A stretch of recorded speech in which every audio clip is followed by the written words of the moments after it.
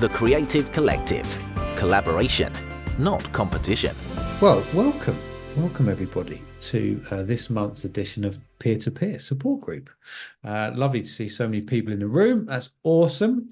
And we might as well get straight on with it. Today's topic.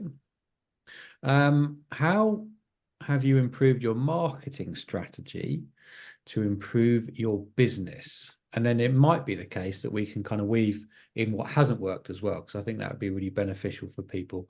Obviously, everybody's business is totally different, but I think there'll be probably some commonalities in what has worked and what hasn't worked.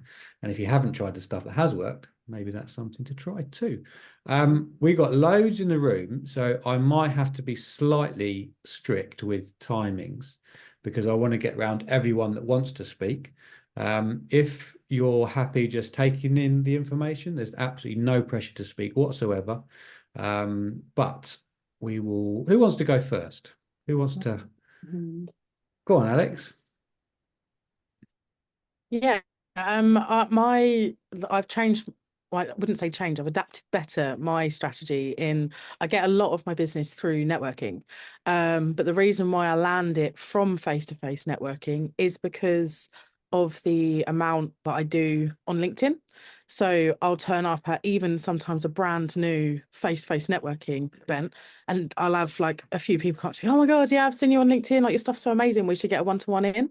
So even though I'm not directly getting leads from my social media marketing, I am then positively reinforcing that one-to-one conversation to then talk to people, to then actually succeed in landing clients better because they've seen the stuff that I do online, and then it's positively affected then the conversations I've had forward from face to face. So as much as technically the business obviously is digital, it is the face to face conversations that then fully land the clients for me. So that for me, I'm trying to really boost my LinkedIn strategy so that whenever I then go to a new networking event or try out something different, people already recognize me. She says with the witch's hat on her head. Yeah, that'll work face to face Yeah. with your witch's hat on. Yeah, probably not Yes. after Halloween. Okay, thank you. Yeah, I think it's always nice when you're starting a conversation to have a somewhere to start.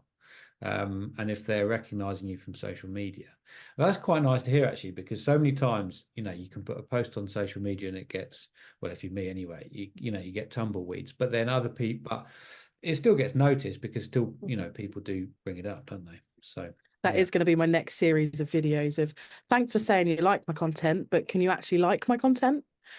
It is going to be a next series that's coming up. I'm recording them at the end of this week, actually. So, yeah, that'll be fun. So I'm going to write down then, Alex. So more social media content that informs your face-to-face conversations, which of course is marketing anyway. Is that fair? Yeah. Yeah, basically. Awesome. All right. Okay. Thank you. That's good. Sean, did you have your hand up? I did. I just wanted to bounce off of Alex as well because I found out recently with approaching a few agencies and stuff. They also ask you what your social media following is and stuff like that. And I found that there's a little well, I've been doing my own videos as well just to sort of back that up. But I found that there's well, just online, there's a whole bunch of like little animations that are just sort of like the subscribe sort of animation. And just putting those in my videos, just at the start, just kind of actually asking, please like, subscribe. That sort of put a little jump in all of my videos. Like as people have been watching, I have been getting more likes and more subscribes onto those as well. But yeah, that was part of my marketing, actually, just doing that and playing the numbers with the email game. I've really got into that recently with Apollo, just going into LinkedIn, finding direct emails for people who are trying to get past the gatekeepers, finding who I need to contact directly, and then just trying to do getting consistent 5 to 10 emails a day of just trying to do direct emails to those people, and then yeah, even if it's 1%, 100 to 100 a month, they'll get one person will come back to me. So it has been better than that, but it's just that kind of play the numbers, throw crap at a wall kind of thing. Not literally, but yeah. How do you so with email marketing, Sean, how do you record that and how do you know your response rate?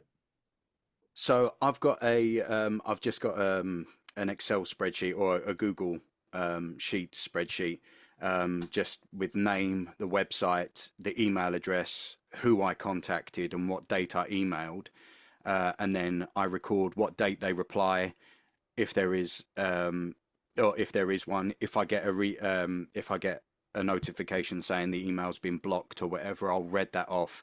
If I've got work from it, I've got a work attained column as well, just to say that was, yeah, I got work from that. But it's it's a Chrome extension that I have called Apollo, and while you're in LinkedIn, when you're on someone's LinkedIn page, it will tell you what their number is and what their email address is.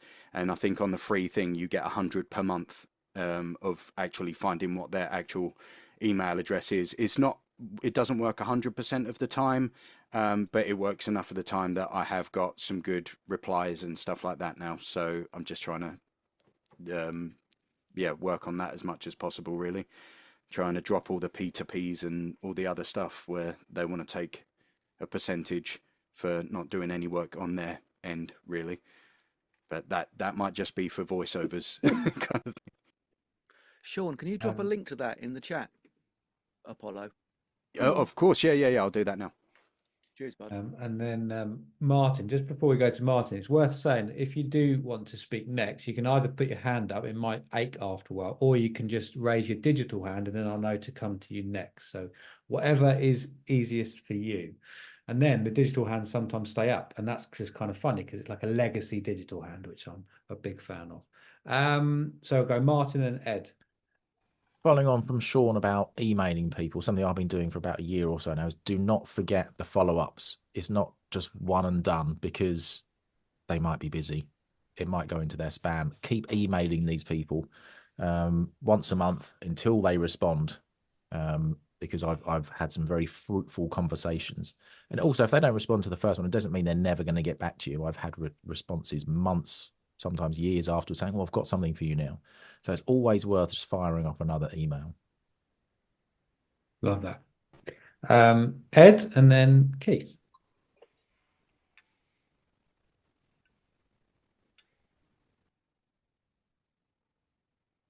Oh, I can't hear you, Ed.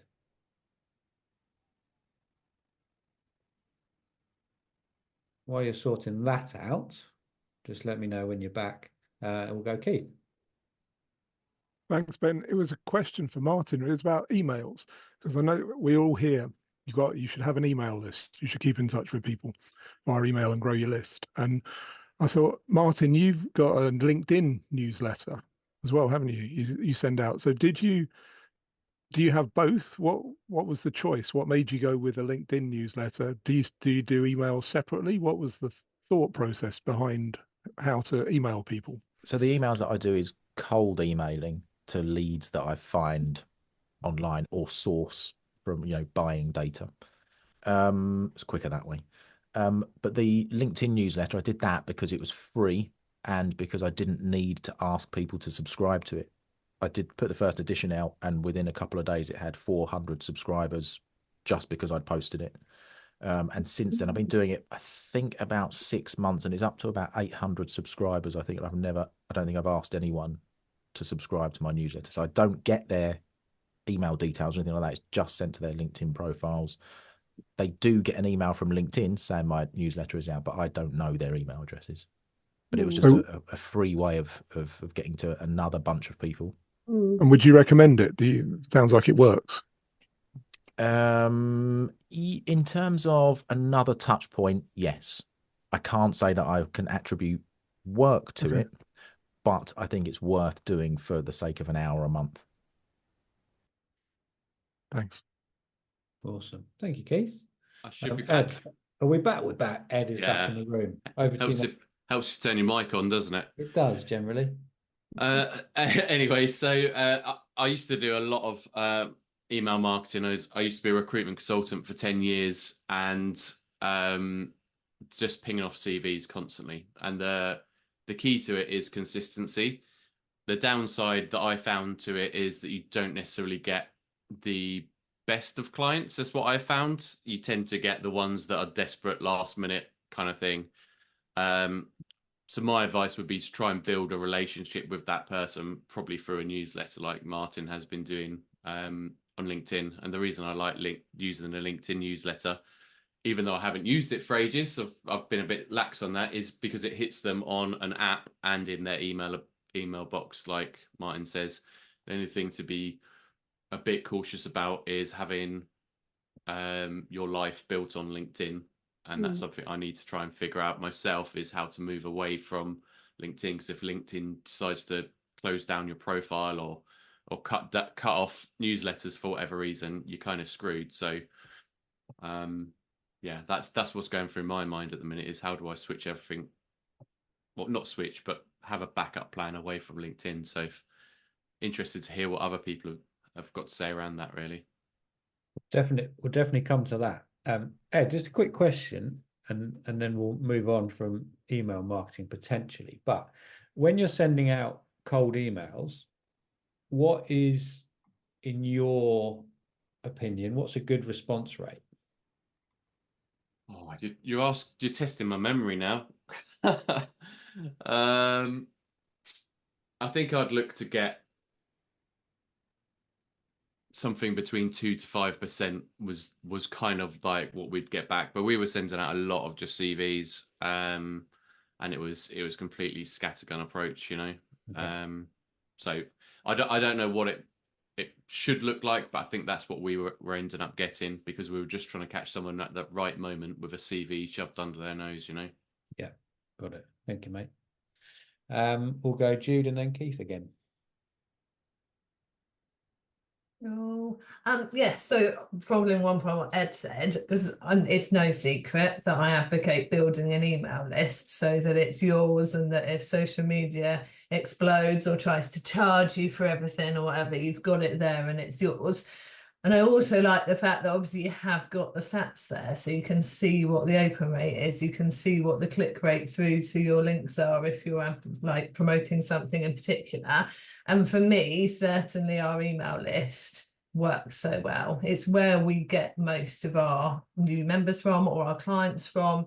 And it's a slow burn for some of them. Like, some of them are on the list for a couple of years and then they finally are ready to create a website. But it definitely works for us. And we've launched a new paid for workshop this month, and we filled it from our email list, and which I was surprised about, and have already got people booked on for next month. And for a little while, I tried to take a bit of a step back from what we were doing, and was hoping that like ads would just send everyone to me and I wouldn't need to be doing as much, but it doesn't work for our audience. They like me for some reason, I don't get it. And now that I'm back and I'm doing more workshops and I'm just there in person, the work is just building up so much more again. So for us, we've realized that the marketing for the people who we want to attract needs to be such a personal touch, and having those emails to send that out in that way definitely works. So yeah. That's awesome how you know that, just through testing, and because that's what it's all about, isn't it? Marketing is seeing what works and what doesn't work for your particular business. So obviously you know now that there's no real point in spending a huge amount on ads if you're not going to get anything from it. That's awesome. Thank you, Jude. That's yeah, it's great insight. Keith. It's another question for Martin. I'm not picking on you, Martin. I'm just intrigued. So following on from what Ed and Jude have said about that being not dependent on a platform, have you investigated exporting your list of subscribers? Can you get hold of a list of your subscribers from within LinkedIn to use it outside of LinkedIn, or is it sort of closed off to you? I'm quite sure you can export a list. What it has in there, I don't know, because I haven't done it yet. I doubt that it will have email addresses in it, but I would almost bet £5 that there's something out there that you can, like something like Sean's using. You could do like a match back to get those email addresses. That'd be interesting to sort of find out if you can get hold of that list of 800 people who you're connected to or are reading your emails on LinkedIn to contact them outside of LinkedIn, so you're not dependent on the platform. Ed, have you got an answer? Kind of. It might be a little bit outdated, but there used to be a system called Octopus that they'd scrape all the data that you would want off of LinkedIn. My only sort of word of caution would be that I've just not found it to be that effective an approach. Plus, LinkedIn doesn't love those scraping tools because LinkedIn wants everybody to stay on its platform and keep all the data there. It doesn't want you to scrape all that information off and take it somewhere else. So LinkedIn may punish you if you go and use these tools, but it's difficult for them to police because there's so many people using them. But yeah, something like, I'm pretty sure it's called Octopus. That might be able to help you get that info. Octopass, there you go. Maybe it's that one. I'm not sure. Thank you, Ed. You ask, Keith, and you shall receive. There we go. Thanks, Ed.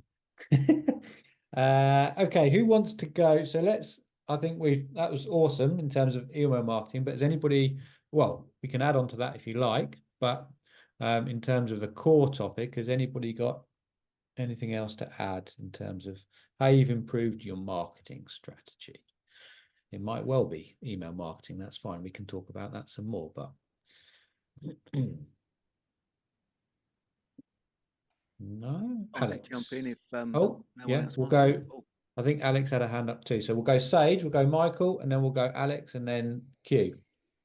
I've just gone back to school, in essence, and really gone back to those sort of grassroots fundamentals as to who is my target audience and how do I know that they are my target audience, and really sort of started to reverse engineer the stuff that I do. So as opposed to shouting into the void, which is often what social media and marketing and stuff sounds like, actually talking directly in the language that my target audience want. And I've certainly found that, building up on Alex's point about in-person stuff, talking in the language that my audience wants to hear, which is generally around, as you'll see now in all my stuff, I talk about competitive advantage and business growth. They understand that, whereas they don't understand music, but they understand competitive advantage and business growth. So being very focused around the sort of language that I use and really understanding who my target audience are and what they want out of it. So yeah, really gone back to school, really got into the sort of businessy books and coaching around target audience, etc. It's really starting to pay dividends just because I'm now speaking a language that my audience want to hear and understand, as opposed to the language that I understand of music, if that makes sense. So yeah, a lot more focus as opposed to being a lot busier. That's interesting, yeah, because I think everybody can feel like they're working, but they're not necessarily bringing any sort of business in. So since making that change, and it's been quite recently, hasn't it? So maybe maybe it's too soon to ask this. Maybe it's a better question in 6 months, a year. Have you seen that your change of direction in terms of talking your audience language, has that resulted in more sales, or is it just conversations at the moment? No, it has, in that I started, I sort of went back to school over the last sort of 4 or so months, simply because the conversations that I was having 4 months ago, where I started talking about businessy stuff and speaking that language of business growth and competitive advantage, that was generating sales and increasing my client base in the target audience that I wanted to move into. So moving out of those £200 podcast theme tunes and far more into the £3,000-4,000 market of medium-sized enterprises, talking that language is what was bringing in that business. So going right back to the foundation of actually what do we do, how do we do it, and who do we talk to over the last few months has been based on the evidence of bringing in new clients just on a conversation. Lovely. You mentioned books, Michael. Any books that you can think of that you want to pop in the chat? And he's gone. I'm sure he's just going to get a book. Here we go. Oh yeah, I've It's read the that. Bible. So Everybody should have read it. This is Marketing by Seth Godin. yeah, I great imagine piece. everybody has read it. If they haven't, then you should. Yeah, And yeah, it's an easy read in a complex subject. good stuff. Awesome, thank you. Right, so I think I said Alex and then Q, and then we'll go Sean. So another strategy that I am going to be implementing is a bit more physical asset, digital, physical marketing wise, in the sense of this Christmas, I will be sending my clients a little gift through the post to say thank you, as well as then all of my higher level leads. I'm also then going to be putting in, so there's going to be a QR code with a video to say, been great to be connected with you over the past year. Hope you've had a wonderful 2024. Have a great 2025. Look forward to catching up in the new year if you fancy a coffee or a one-to-one. So just to kind of like re-engage, because people don't often get the physical stuff through the post anymore.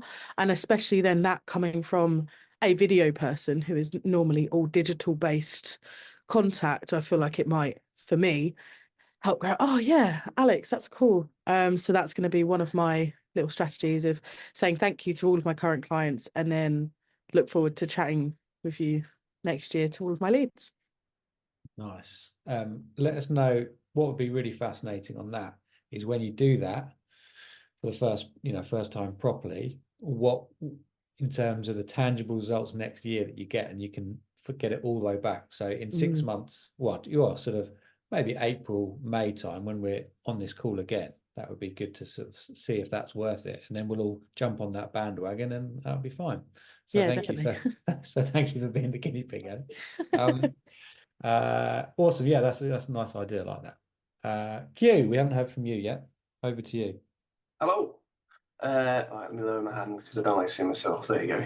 Hello. So yeah, I had a bit of an epiphany recently. So the people that I like to work with in terms of the drone side of things is generally the drone companies. I let them go and find the work and do with clients, and I just go and fly with drones. I'm happy doing that bit. And I kind of thought, well, the people that I'm looking for don't post on LinkedIn either. They're about as good with social media as I am, unless they pay somebody to do it. So I thought, you know what, I'm just going to start picking up the phone and just chatting to people. And he has actually generated loads of work, loads of opportunities, and getting referred on more for that. So it's just, somebody I haven't spoken to for a year, just have a little chat, and before you know it, you only phoned up for a catch up, but before you know it, you're talking about something that they want you to do. So yeah, sort of keeping your old clients' wheels spinning, plates spinning rather, has been working for me. So you're not talking about cold calling, you're talking about similar to what Alex was just saying, keeping just keeping in front of people basically. And you found that you literally just calling them for a catch up. Yeah. Blimey. It happened yesterday. I phoned somebody up. I'm doing a job at a Ministry of Defence site, so I needed a specific drone, and I know this guy had one. So I phoned up to see if he would rent it to me. Turns out he hasn't, but walked away with him wanting to pass a load of work my way. So yeah, worked pretty well. Yeah. I have a similar kind of thing where every few months, absolutely in January, and then sort of after the summer, I go through all my client list and just have a hi, how you doing? How was your summer? Or how was your Christmas? And that was amazing because it just gets the conversation started up. And you're not asking for anything. You are, of course, long term. But you're just just sort of catching up with people. But yeah, I suppose the phone call is that's a level up from that, isn't it? Because you're building that connection, you're building that rapport rather than just an email that people can probably see through. I don't know.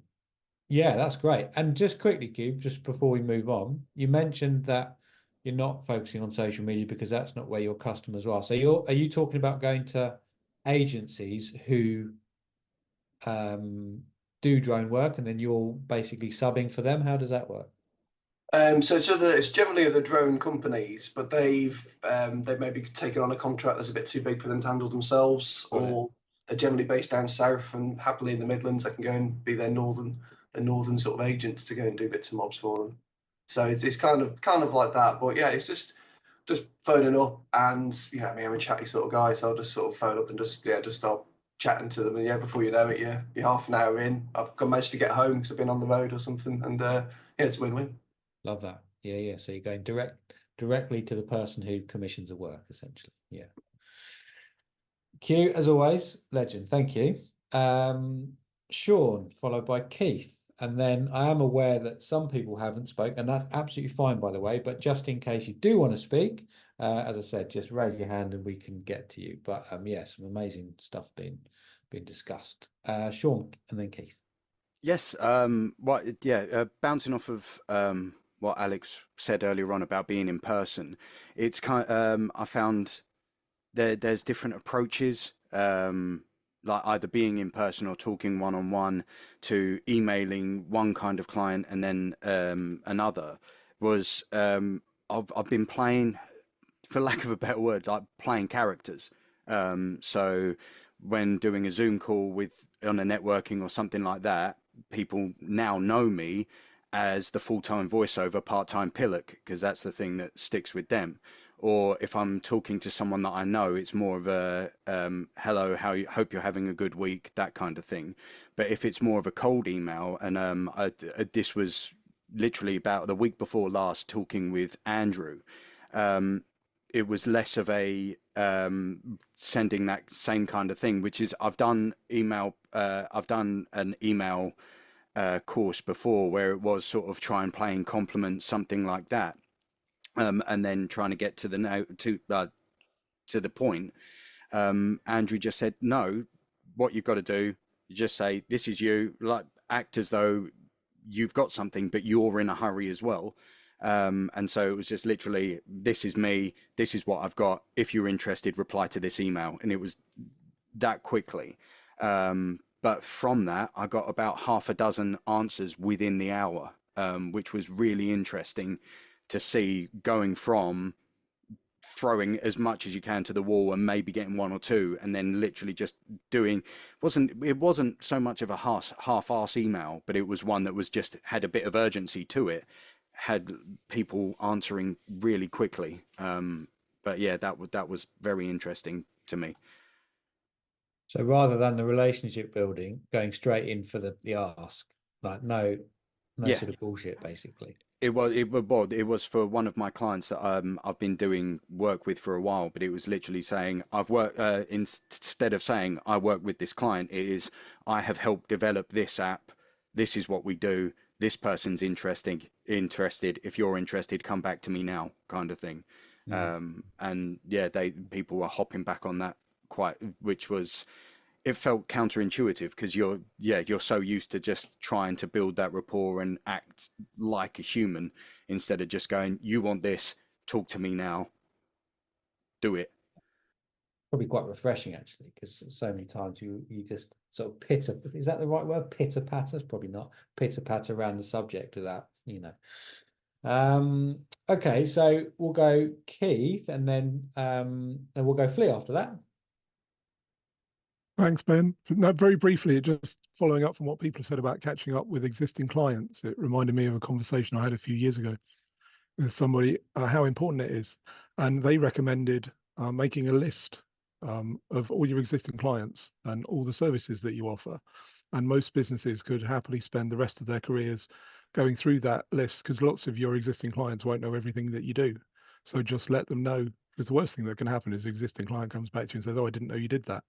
So keep in touch with your existing clients and make sure they know what you do, because a lot of business, everybody's fascinated with new clients and winning new clients, which obviously is part of it. But all the hoops that we know we have to jump through to get a new client. If you've got an existing client, you've already got the relationship with them. They trust you on a purely financial basis. They've already got your bank details. They can pay you, and it's much easier to get work from existing clients. So it's just a sort of shout out for that, touching base with existing clients and having a catch up, and like you said, seeing if there's anything you can do for them, anything they need, and that sort of list of all the services that you offer, making sure all your existing clients know all the services that you offer, because I think we'd all be surprised that some of them won't know everything that you do and how you could help them. Yeah, great point. Thank you, Keith. That's right. I've got to dash off now. Thank you for having me. Okay, no worries. See you soon. It's great to see you, Keith. Thanks, guys. See you. Bye. Go on, Flea. Hello, everybody. I was keeping quite quiet then because I'm just thinking, is my marketing just shit? But having heard everybody speak, you suddenly realise what you are doing. And I suppose I can relate to Alex what she's doing, because I do see people in person, say locally, and they do then see you online, and it does reinforce everything if they can see you in several places. And I've been reading a bit more about the touch points, and so I can see that that's very important. And it's so important, the people that maybe just lurking and watching but they don't say anything. And I guess it doesn't really matter if they're taking in what you're saying, so as long as you're getting your message out there. I mean, I've got a new client recently who's actually a mum that I knew from the past. She's been abroad and blah, blah, blah, but she's still seen me online, and now she needs her brand photography done. And she knows me and she liked me, and so she's got in touch. So I think it's just essentially about relationships for me. People have to feel comfortable about working with me. I think what Keith just said as well, I know he's gone, but he said about reminding people what you do, because when you have a conversation, you then remind people what other services you do. So I might start talking about remote photography, which is fairly new, and then someone will say, oh, my VA's in South Africa, so she could, so I think reminding people what you do is important as well, because they might just see you one way. Because I do teach as well. Another thing I do is I have cold called with schools. That's been quite a long, slow burn, but I've managed to get in with a lot of local schools now. They're prep schools, so they do the marketing for you. Sometimes they give you the emails of the parents so you can get in touch with them directly, or sometimes the school pays me and they get the money from the parents. So that's another, for me, I think being diverse helps, because you're getting money from different areas, and so you might have to market in different ways, but I think that for me that keeps it all alive, to go to different areas. I don't know if any of this is helpful.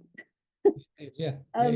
One-to-one's obviously great, because you're just reinforcing, you're getting to know people better. I mean, I've had people that have done remote photography now, but I might have known them for 18 months on LinkedIn.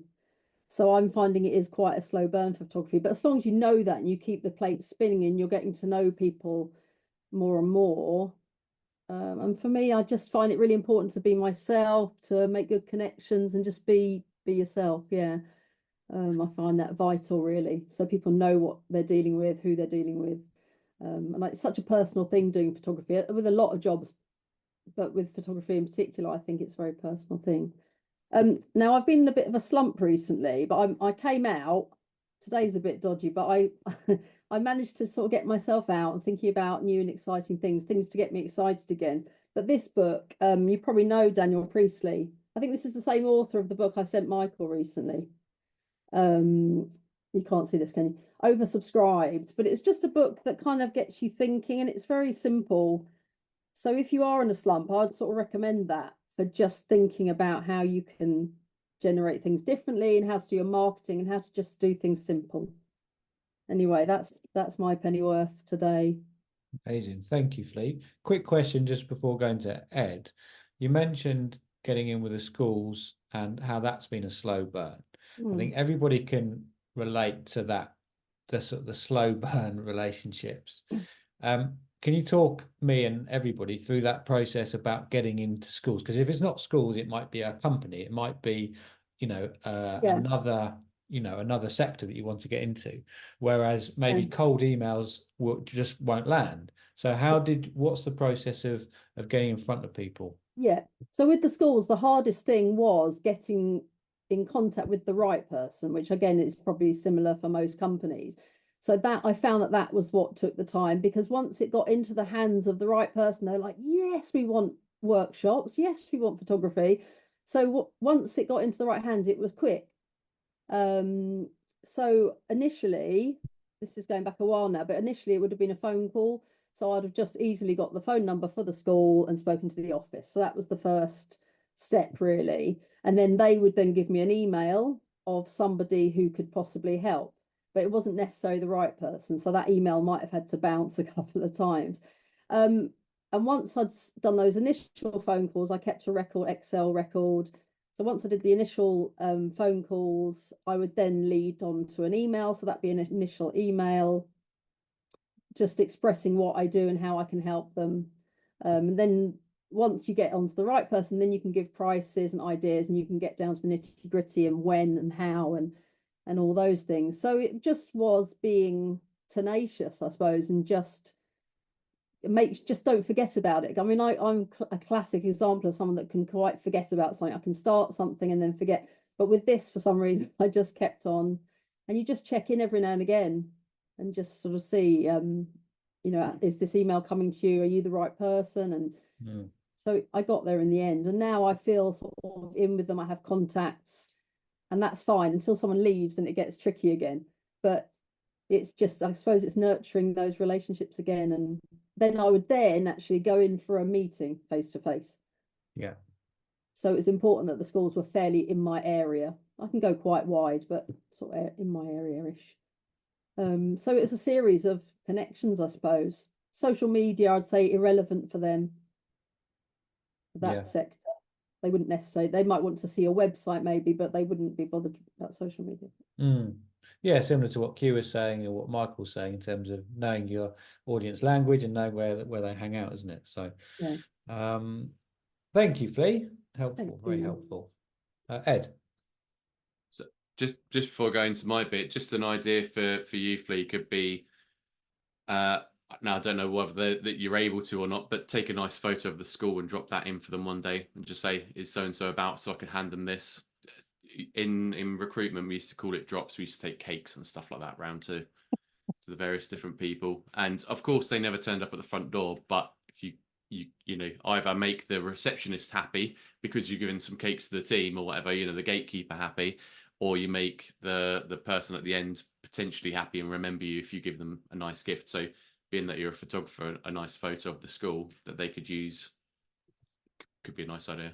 That's great advice, actually. And actually, conveniently enough, when I'm teaching the kids, if they're doing a little task or project, I do then take some photography of the school. So I have got some, but I didn't think about giving it to them. Yeah, just That's as a reason and excuse why you're standing there in the reception area asking to have a meeting with them, you know, asking to say hi to them. Even if you get 5 minutes FaceTime with them, just saying, hey, I just thought I'd drop this in. You know, I took a photo when we was here before or whatever. And yeah, I do work along these lines. If you're interested, you know, here's my business card. Yeah, great advice. Yeah. And I think that why I love that is because that's applicable for pretty much everybody in the room, isn't it? To a greater or lesser degree. Yeah. Obviously, but you know, photography is the obvious thing for Flea. But yeah. So it's something for nothing ultimately, and a great book to kind of get your head into that zone is how to make friends and influence people. It's an oldie but a real goodie for getting your head around kind of how to interact with other people, decision makers, how to influence them. And it was a big part of the reason, and I come on to what I wanted to sort of talk about, why I decided that when I started my business, I'd move away from all the cold approaches, cold emails and cold calls, because I did at least 10 years of just bashing my head against the wall as a recruiter. And so all my stuff is inbound, pretty much in terms of the business that I generate. And there's a few kind of core pillars and approaches that kind of led me to that, and starts off with what Michael was talking about of knowing exactly who your audience is, what their challenges are and where they hang out, and then going there and telling them how to do what you offer almost for nothing. So I was doing that via LinkedIn. So content from my profile. I'd also had a podcast, which gave me a reason to invite them to come and have a chat with me. And of course, in that moment, they say, so what do you actually do then? Well, yes, I run a podcast, but I also offer all these services. So that's a good lead generator that I need to reignite. I offer free 15-minute consulting sessions at times as well. That generates some good business for me. One client that I've worked with, I offered them a 15-minute session. They got lots of value out of it. So that when I then hosted an event, a face-to-face event where I got all of my clients in a room so they could sort of solve their problems together, much like this peer-to-peer sort of solving problems. She then came along off the back of being there and loving that. She then turned into a £11,000 video client for me. So from offering a free consultancy at the front end, it turned into something a lot bigger. So that'd be my advice: is give stuff away for free first. The events, training sessions that are like for cheap, low end stuff, they can be good as well. So yeah, there's that. And then the other thing I'd really encourage people to do is, I think, like Alex has said and a few others, try and move those relationships face to face if you can. And the way that it's worked really well for me is I host a social event before a national exhibition. So 3 times a year, I just get a couple of sponsors to sponsor drinks, and then people come along, and it gives me a reason to message them about coming along. It gives me a reason to go up to their stand the next day at the expo and say, hey, how's it going? How many leads have you got? Yeah, it's tough. Here's my experience, because that's the world I used to be in, and all that kind of stuff. But the final thing I wanted to ask is, so I'm looking to kind of build out some lead magnets. So putting together PDFs, having longer form bits of video content that I host on my website. I'm just wondering if anybody's got any thoughts or advice around how to make that as effective as possible, really. Like, does it work, first of all? And what's kind of the best tactics to take? Okay, so we'll go. Lots in there. Yeah, thank you, Ed. That's really helpful. But in answer to your question, Jude couldn't wait to raise her digital hand. So we're going to go there. Just before we go to Jude, we're going to not wrap up, but we're going to go to our accountability tasks at 10:02. So we've got 6 minutes. If you haven't been here before and you don't know what the accountability tasks are, we'll get to that in 6 minutes. But so just with that in mind, Jude, don't keep it too brief, but for the people that haven't spoken that want to, put their hand up when Jude's speaking, and then I can come to you. If not, we'll just carry on for another few minutes. Over to you, Jude. I think the key tip that I would give around lead magnets is keep it really, really short. Something that people can digest really quickly. They're going to be able to take some kind of action from to see that what you've told them or taught them or whatever in that lead magnet actually works.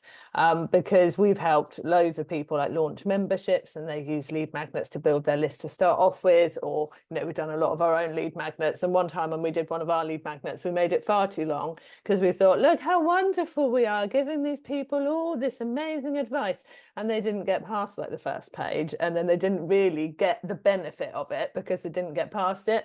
So definitely 1-page checklists, or 3 top tips on, or like, do these 3 tasks and you will achieve this, or these are the top 3 people you should talk to go and find out more. Like, just something that's really valuable really quickly would be my advice on lead magnets. Yeah, I think that is the key thing. And also, we found it really good if we provided something in a couple of different ways. So like, some people will love a readable download, but some people will like to see it in a quick 5-minute video. So yeah, if you can provide the same thing but in different formats, you're going to attract more people depending on what their learning style is and how they like to absorb their information. So yeah, those would be my tips.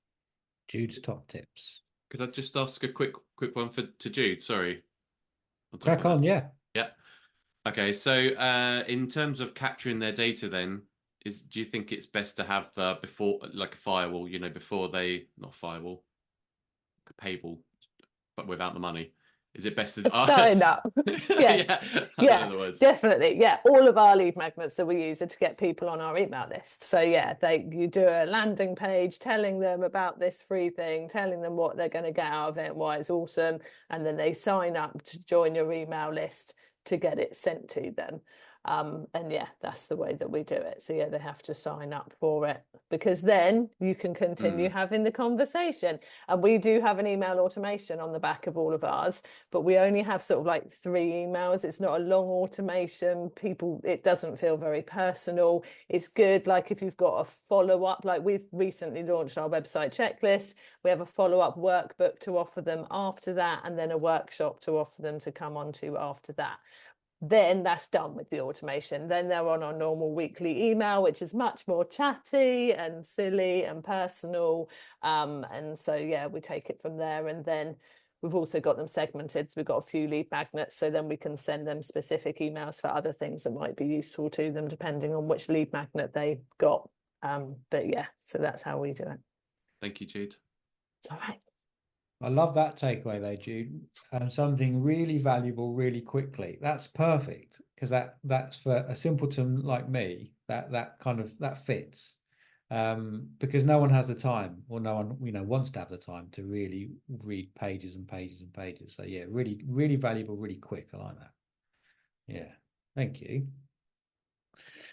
Okay, so a couple of minutes left. Anybody got any last thoughts onto marketing that's worked for them? Go on, Kat, take us home. I just thought I'd come in from a bit of a branding angle.